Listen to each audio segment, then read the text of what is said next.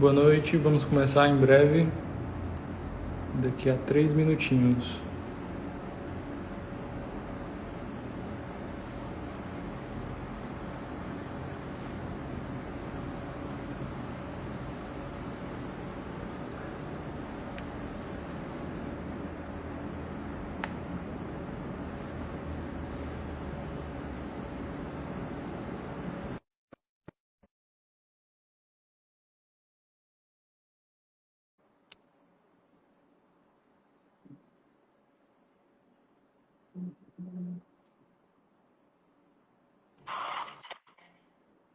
Fala, meu amigo Marcelo.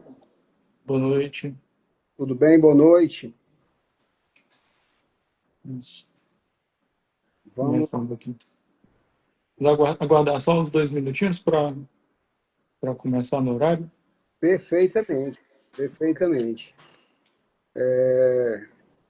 A partir de agora, meu amigo, temos aqui como prioridade total dar toda a atenção aí a esse momento que você está criando, né? Que está Hum, propondo aí de debate, Marcelo. Para nós é uma hum, grande alegria, viu?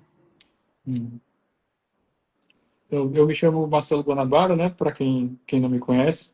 Eu sou médico que atuo na saúde mental. Tenho uma formação da especialização em psiquiatria e psicofarmacologia.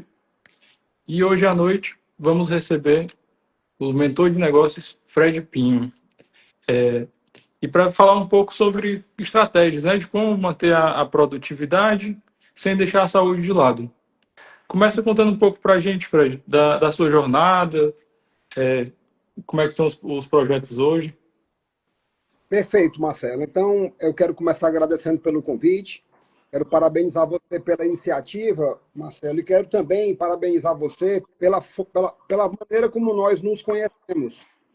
Então, para quem está nos assistindo, vier nos assistir, nós nos conhecemos em um evento em que nós nos dedicamos, né, uma manhã de sábado a aprendizado, e esse evento se chama Mad Meeting, e aí que legal, Marcelo, que você viu a nossa proposta, aderiu e esteve lá conosco. Então, quando eu me vejo conectado com alguém através da questão do conhecimento, então sempre é algo muito legal, ok?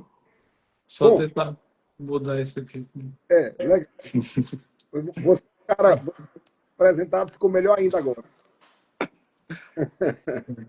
Bom, essa é a minha apresentação, e acredito que a melhor maneira que eu terei de fazer com que as pessoas possam me conhecer melhor é através das minhas respostas. Né? Quando a gente fala daquilo que nós pensamos sobre a vida, sobre o mundo e suas circunstâncias, especialmente quando o tema é esse que você propôs, que eu vou entender como sendo, como um empresário, como alguém que está envolvido no mundo dos negócios, consegue cuidar da sua saúde mental. Então, com toda certeza, a melhor maneira de me conhecer vai ser através das minhas respostas. Mas, em breves palavras, eu sou o Fred Pinho, empresário, mentor de negócios, CEO da Prospere, casado com a Jennifer Montenegro, que é minha sócia e esposa. Estamos casados há 23 anos, somos sócios há praticamente 20. Temos a família como nosso eixo principal, para nós é um valor muito importante. E estamos aqui, meu amigo Marcelo. Pronto. A primeira pergunta, Fred, é assim, na sua experiência com empresários e líderes, quais os maiores sinais de que a busca por produtividade começa a virar um peso? Os sinais de que a busca por produtividade começa a virar um peso. Bom, produtividade tem duas vertentes. Existe o que o empresário pensa de produtividade sobre si mesmo, Uhum. existe o que o empresário pensa sobre produtividade sobre a pessoa, sobre quem trabalha para ele, ok? Para mim, o maior fator de produtividade para um empresário é o resultado. Uhum. Gente, quem é empresário consegue superar as adversidades, consegue lidar melhor com o próprio cansaço quando está performando. E muitas vezes essa forma de encarar o sucesso pode até gerar um auto-engano, fazendo com que esse empresário se submeta a jornadas, a pressões, a um volume de trabalho que o próprio corpo pode, mais em frente, não conseguir suportar. Uhum. Então, para o empresário, o maior conceito de produtividade é exatamente a busca pelo resultado e o enfrentamento. dos grandes desafios que existem hoje, Marcelo, especialmente naquilo que mais hoje desgasta o empresário. O que desgasta mais o empresário hoje é a dificuldade de performar, ou seja, de obter o resultado, o lucro, que é o que dá sustentação para o negócio, e de lidar com a necessidade de fazer com que as pessoas produzam, com que elas se engajem no negócio. Hoje, um dos maiores fatores de desgaste mental do empresário é a dificuldade de liderar. Então, a questão do desgaste, né? Muitas vezes ele vai envolto, né, naquela rotina de trabalho e achar que realmente tem que dedicar o máximo de energia, às vezes sem lidar tanto com a estratégia, né, da evolução do negócio. E isso acaba tomando tempo de outras áreas da vida, né, que também tem que ser priorizadas, como a saúde, religiosidade, a família. E aí você tendo um equilíbrio dessas diversas áreas, você consegue ter uma produtividade melhor até na questão dos negócios em si. Eu vejo dessa forma também. O fato, como é que eu enxergo que é ser empresário? Primeiro, Marcelo, é importante que eu diga que eu sempre fui empresário. E já inclusive, estou com dificuldade de relatar o quanto eu fui e sou. Eu sempre digo assim, ó, o Fred foi empresário, eu sou empresário há mais de 30, né? Agora 35, daqui a pouco 40 anos. Desde meus 20 anos de idade, eu fui funcionário público por um breve espaço de tempo. Enquanto eu era funcionário público, eu era estudante de engenharia, que eu não me formei, acabei mudando para administração, mas eu vi alguns colegas de engenharia cujos pais eram construtores, e aí eu não aceitava aquela ideia de ficar dedicando a minha manhã, naquela época só tinha engenharia pela manhã, a estudar e não estar ganhando dinheiro. Então eu consegui um trabalho como corretor de imóveis, através dessa amizade com meus colegas de turma, eu fui vender os imóveis dos pais deles. Né? E, ao mesmo tempo, eu também acabei conseguindo aí um emprego, que era um emprego público, o que diminuiu minha atividade como corretor, passei a trabalhar só no final de semana, mas depois eu abandonei a atividade como funcionário público. Quando eu falo abandonei, eu não fui nem receber meu fundo de garantia, nem encerrar minha carteira. A minha carteira até hoje está assinada, nunca foi encerrada, porque simplesmente chegou um dia que eu agradeci às pessoas que estavam lá e disse, olha, não é para mim, eu vou empreender. Então, desde que eu resolvi começar a empreender, eu percebi que o empresário ele tem uma propensão muito grande, uma possibilidade natural de não conseguir estabelecer bem os limites quanto a atividade de ser empresário ocupa na vida dele. É importante que eu registre o seguinte, para mim, ser empresário, que eu sou um deles, não quer dizer que você seja melhor nem pior do que ninguém. Simplesmente ser empresário é estar no ponto mais alto do organograma do empreendedorismo. Se você olhar para atitudes de empreender, o ponto mais alto é ser empresário. Quem é empresário de uma microempresa, do ponto de vista empreendedor, está sendo mais empreendedor do que o executivo de uma grande empresa. Ele pode ganhar menos. Mas o nível de risco que ele corre é maior do que aquele vice-presidente, do que aquele diretor, ok? Então, o empresário, ele acaba aceitando a ideia de investir e de conviver com o risco permanentemente. Então, essa eterna, ou quase sempre, um volume muito grande, não vou dizer eterna, porque a qualidade da gestão vai diminuindo isso, mas no começo, a pressão pelos resultados iniciais, que vão manter a sustentabilidade do negócio, são enormes. Aí o cara aprende a exagerar. Ele aprende o caminho do workaholic, ou seja, do vício pelo trabalho. E não sabe quais são os limites. Ele não percebe, não tem ninguém para dizer isso para ele. Por exemplo, esse é o meu papel. As pessoas que me procuram, exatamente por conta do ticket que representa ser mentorado pelo Fred, não são pessoas exatamente no começo do caminho. Salvo aqueles que fazem mentoria comigo, porque o pai, o fundador, quer que aquele filho aprenda alguns caminhos através do amadurecimento que uma mentoria traz, e eu vou lá dizer isso para ele. Empresário não sabe colocar limites para tudo aquilo que vai exigir a atenção dele. No final das contas, alguém tem que pagar o preço, né? Ou é a família, ou é a saúde física, ou é o corpo, né? A dificuldade que muitos têm de manter o peso, né? E ficar oscilando naquele efeito sanfona. A vida afetiva, né? Então, vamos combinar o seguinte: ser empresário sem estar preparado e estruturado é abrir um telhado de vidro para todas as instabilidades que existem no mundo, exatamente por conta do risco. É interessante porque muitas vezes essa questão da sobrecarga, né, vai gerando problemas, né, transtornos de ansiedade, de depressão, e aí por conta disso, por conta do trabalho exaustivo, isso vai sendo negligenciado. Às vezes a pessoa nem percebe que está passando por um problema e vai deixando de lado. Enquanto nesse período, né, é importante também que as pessoas que estão próximas deem aquela chacoalhada, né, de dizer, ó, peraí, vamos botar o pé no freio, vamos analisar aqui como é que está sendo o gerenciamento da vida, né, e traçar as melhores estratégias, né. Mas normalmente é pouco comum que nós, ou os empresários, eu tenho respeito pela atividade de ser empresário, e mesmo como mentor de empresários, eu sempre vou me posicionar como um deles, tá? Quando eu digo assim, nós erramos. Mas espera aí, Fred, você não vive hoje de propor novos caminhos mais assertivos para quem é empresário? Não é isso mesmo. Mas eu tenho tanto respeito, eu tenho tanto cuidado em não incorporar aquela lógica que eu chamo do coaching com C minúsculo, com todo respeito aos que trabalham essa técnica com C maiúsculo, que é a lógica do coaching que pensa assim, não, você agora que você sabe o que é o certo, você não pode fazer o errado.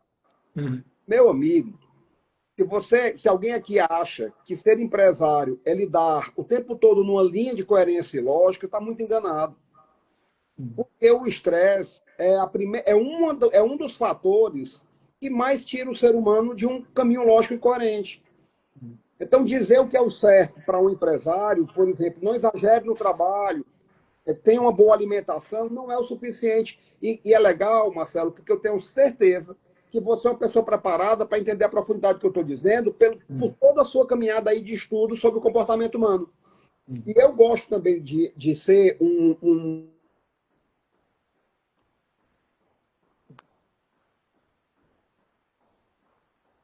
Me escuta? Desculpa, Marcelo. Do comportamento humano, exatamente porque eu preciso ser. Eu preciso me dedicar a entender aquele indivíduo que está na minha frente e que tem uma característica que é ser empresário, que eu conheço de própria pele, e que procuro estudar sobre quais são os modelos, os padrões, muitas vezes adotados por empresários em determinadas circunstâncias. É meu acervo de trabalho. Portanto, empresário deveria trabalhar em cima de uma lógica maior. E quando ele trabalha, ele certamente diminui os riscos e aumenta as possibilidades de resultado. Mas isso não é uma questão obrigatória. É um desafio. Um outro ponto que também é importante, né, é a questão do exemplo, né? Então, você ter exemplo de outros empresários que estão fazendo esse gerenciamento de uma forma mais equilibrada, né? Você dá o exemplo de que esse outro aqui está sendo bem sucedido, mas também está cuidando da saúde e está tendo tempo para a família, está fazendo de forma mais organizada. Isso é muito importante também para poder dar esse espelhamento, né? Essa oportunidade de ver que o caminho ele também pode ser trilhado de outra forma, não só com a sobrecarga de trabalho, negligenciando os hobbies, as outras atividades da vida que também são importantes, né? Aí era legal a gente poder colocar para todos que tiverem contato com esse conteúdo, qual é o conceito de sucesso. Porque se tem uma coisa no mundo que é relativo e traiçoeiro, é você querer entender o que é o sucesso. Primeiro porque não há... Entender o sucesso é uma digital, cada um tem a sua forma de perceber. Para alguns, é uma questão puramente material e puramente material visível, ou seja, aquilo que eu consigo expressar para todo mundo a respeito do que eu tenho. Mas, cara, aquilo que as pessoas mostram a respeito do que elas têm pode ter sido conquistado à base de endividamentos. Né? O cara pode estar, vamos dizer assim, bonito por fora e morto por dentro. E na hora em que a gente começa a pensar a respeito do que é o sucesso, nós temos que pensar em aquilo que caracteriza uma possibilidade maior de bem-estar daquele cara, daquele indivíduo, daquele empresário, ao longo do tempo.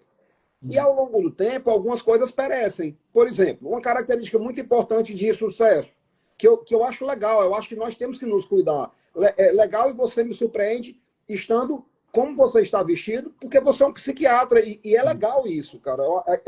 Para mim, é uma autoridade. Mas a questão da beleza estética, por exemplo, é uma coisa que não tem jeito, ela vai perecer ao longo do tempo. E se você estiver ancorando a sua felicidade só nisso, pode não ser um bom negócio. A terceira coisa é o próprio dinheiro. Porque quem trabalha, quem busca ser empresário de maneira mais assertiva, não garante o resultado, mas garante a maior chance de êxito. Ninguém pode. Quando realizo um planejamento estratégico, Marcelo, e aí é bom que as pessoas entendam assim. Eu trabalho com mentorias individuais, trabalho com grupos de mentoria de empresários, tenho trabalhos em company na área de cultura, de implementação de cultura e planejamento estratégico. E tudo gira em torno do empresário.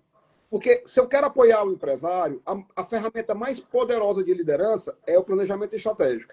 E nem planejamento estratégico se sustenta se a empresa não tiver uma cultura, tá? Então, para entender o escopo do que eu trabalho. Então, se por acaso o critério de sucesso absoluto for a grana, cara, às vezes, tem gente que no último movimento da vida como empresário perde tudo. E às vezes perde tudo assim. Ele perde o patrimônio que daria a ele. Não é que perdeu a paz, ele mantém ali o essencial. Mas se ele não estiver preparado mentalmente, ele vai entender que foi fracassado a vida toda.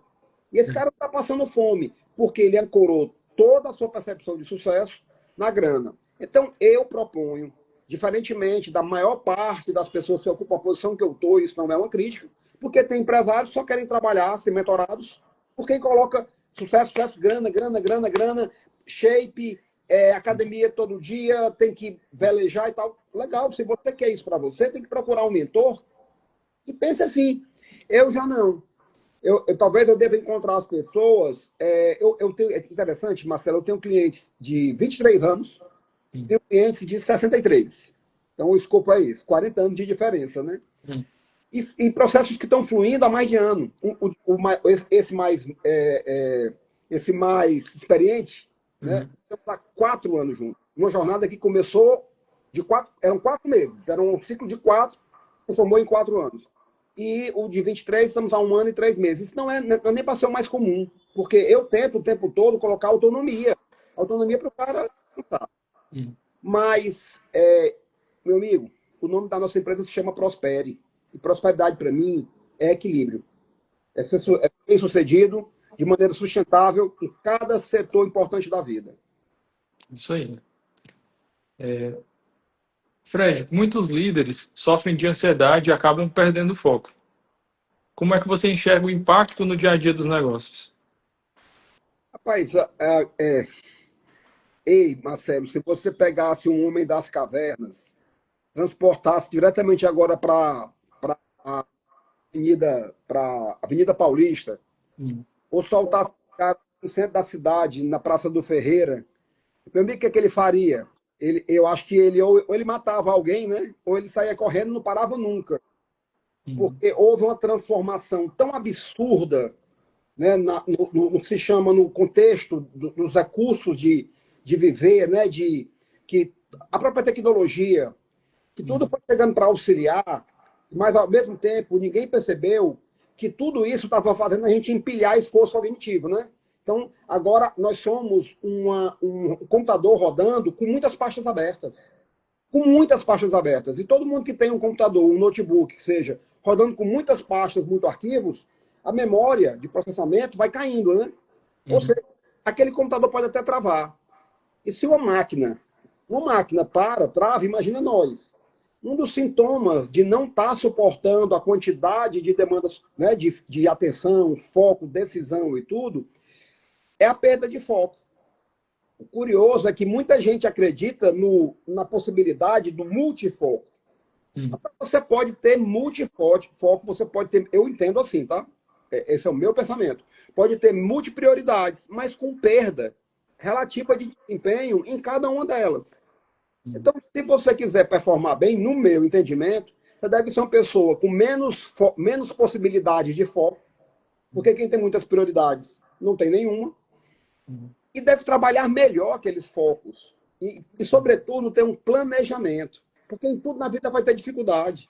E se você for um cara que para na primeira dificuldade, você vai pular para outro projeto, só vai mudar o número do projeto, ou o endereço, ou como diz o CPF do sócio envolvido, que seja, vai vir problema do mesmo jeito. Então, a gente tem que fazer boas escolhas, porque a vida a gente ganha no processo. Agora, quando você não escolheu bem, você não suporta o processo, você muda.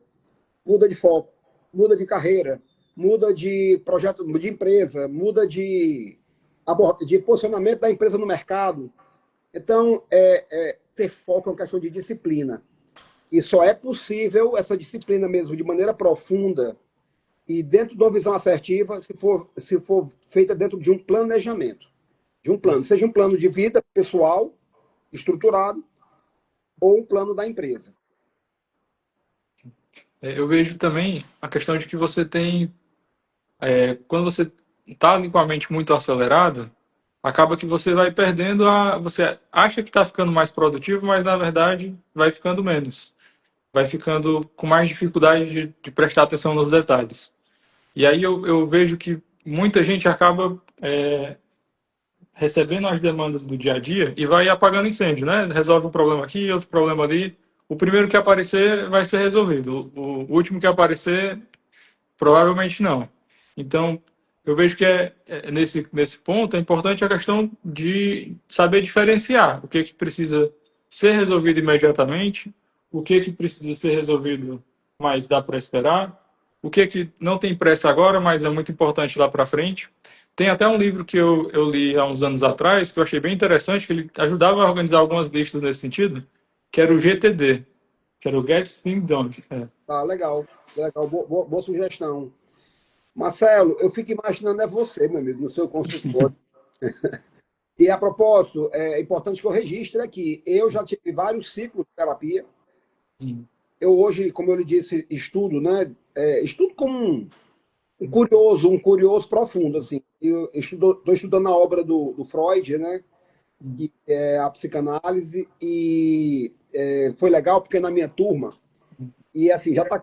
Eu não vou me formar no ritmo normal, eu vou levar um bom tempo, não tenho pressa. Então, vou lá, faço algumas disciplinas, depois eu faço outras e tal. Por quê? Porque eu quero que o processo seja assim, certo? Então, lá, o pessoal brincou comigo numa das primeiras aulas, aí eu não consigo fazer a sequência normal, então eu vou encontrando pessoas diferentes, sabe? E a proposta, eu sou um cara tímido, eu sou um cara introspectivo, né? Assim, isso é um fato, tá? Aquilo que no evento, essa pessoa que mais desenvolta com a palavra é um trabalho, é um esforço natural. Ah, Fred, já está no automático. Tá, mas é um esforço. Então, o pessoal brincou lá comigo, assim, não, o professor fez lá uma pergunta, aí alguém virou e falou assim, não, Fred explica, né? Fred explica. Aí, na hora, eu achei aquilo ali, assim, meio invasivo, sabe? Olhou para mim e riu, né? Aí eu, porra, é mesmo, né? Fred explica. Aí o professor, acontece do pessoal brincar com isso, e o professor se confunde. Freud, me dê sua opinião. Opa, desculpa, Fred, né? É só uma piada mesmo, não tem nada além disso. A não ser o fato de que, rapaz, eu digo para os meus clientes, e é uma frase muito comum, rapaz, a minha atribuição faz parte das minhas atribuições, faz parte das minhas atribuições observar. Então, eu sou um observador. E, na verdade, o que eu vou além é dizer assim, que até inclusive com base na ferramenta que eu mais uso, para entender melhor o perfil comportamental desses meus clientes e de todos que eu trabalho, eu sou um observador analítico. Então, eu tenho ganhos com isso e perdas. Mas eu sou um observador. Então, eu fico curioso também de como é que é você no seu ponto de observação. Né? Um consultório é um set, né? Estruturado, protegido, para apoiar as pessoas, mas, sobretudo, né, também dando a você a oportunidade de entender, né? Entender as nuances, né, dessa questão chamada comportamento humano. É muito curioso, né, Marcelo? No consultório, realmente, a gente tem bastante tempo para poder conversar, né, e tentar entender os vários eixos, né, da vida da pessoa. tanto ali a questão da saúde física, como a saúde mental, os comportamentos, os relacionamentos. E aí, dentro dessa perspectiva, você tem um olhar diferente, né, para aquela pessoa. É como se fosse um ambiente, um ambiente ali que você vai conhecer a pessoa que muitas vezes ela fala várias coisas que ela não vai falar em nenhum outro lugar, não tem essa possibilidade, né? Sim, Até assim, dá a oportunidade da gente ajudar o paciente a melhorar, né, de algum problema específico que ele venha tendo, mas de outra forma também dá até a possibilidade dele se conhecer ali, porque às vezes ele está falando uma coisa para mim que ele não tem coragem de falar nem no espelho, no banheiro, quando está sozinho. sim. E nesse E, sentido, é um. Marcelo, eu gosto muito de considerar, e não é só como mentor, tá? Mas eu estou sempre tô trabalhando com aquela elemento da janela de Johari, né? Que tem aqueles 4 quadrantes, onde nenhum deles. As pessoas veem como eu sou e eu sei que eu sou. Hum, Aí aquele outro quadrante em que as pessoas não sabem que eu sou, mas eu sei, são os meus segredos. E tem aquilo que as pessoas veem em mim, mas eu não vejo. Que muitas vezes é isso que faz, aí é fácil entender. Isso é bom para quem é casado, isso é toda vida que a mulher fala assim para você, olha, eu te disse, né? Porque ela já tinha enxergado, ela te disse, só que você não via, né? hum, Então, tem muita coisa que a gente não enxerga, né? A gente bloqueia, né? Nós bloqueamos, nós somos muito bons nisso, né? De criar mecanismos de autodefesa. Mas também tem aquele quadrante que nem eu sei, nem ninguém sabe. hum, E nesse quadrante pode estar os grandes talentos, né? Que alguns vão viver a vida toda, cara, e poderiam ter tido uma performance muito melhor se tivessem descoberto aquele algo lá. hum, Mas também tem coisas que podem não ser tão boas, né? Que aí vem aquela história do médico e do monstro, né? hum, Que pode. São as questões, vamos dizer assim, curiosas, né? Curiosas do comportamento humano. Mas o bom é a gente poder colaborar com as pessoas, cara.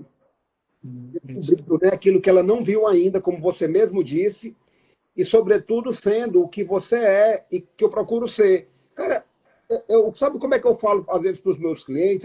Eles já conhecem essa frase. Eu digo assim, rapaz, tem hora que eu queria ter um espelho aqui para você ficar vendo e ouvindo o que você está falando. Hum, Né? Quer dizer, o cara está falando verbalmente o que é a solução para ele, mas ele está falando, não, inclusive eu indiquei isso para um amigo meu que é empresário, cara, eu não sei como é que ele não fez isso. Aí eu estou olhando para o cara, né? Então, por isso eu gosto da psicanálise, assim, por conta da ideia dos xistes, dos hum, atos falhos, né? Daquela ideia de o que de repente sai dessa zona escura, né? Esse é um entendimento, humildemente falando, viu, Marcelo? Você que é autoridade. não que é isso. Dessas zonas escuras que acabam aflorando em direcionamentos para quem está do outro lado, como no caso um terapeuta ou um mentor, para ele poder fazer perguntas, né? Para ele perguntar sobre aquilo, fale mais, ou por que exatamente, né? Não entendi melhor, me explica melhor. Eu acho que é uma boa maneira de eu gerar esse conteúdo que vai ficar aqui no seu feed e no meu, né? Para que alguém assista e legal do Instagram é isso, né? Nós não sabemos nem que um dia alguém pode e tal. Tá dando esse testemunho. E para quem é empresário, cara, tenha um bom advogado por perto, porque você vai precisar, um contador, um psicólogo ou psiquiatra, Hum, e você vai precisar.